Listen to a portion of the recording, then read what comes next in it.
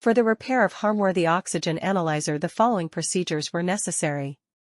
Replacement of various electronic components and general cleanup of the unit. For testing we use 220-volt AC power supply. We can see that when we turn on the port supply, the unit reacts accordingly.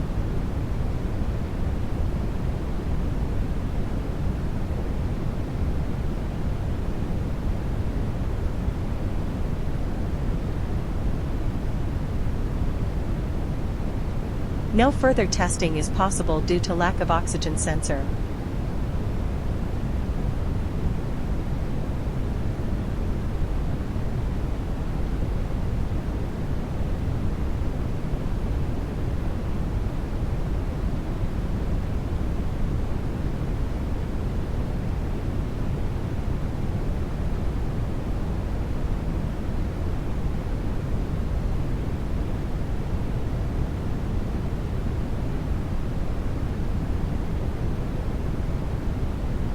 It is not clear that Zygen analyzer is working successfully and it is ready to be delivered to the client.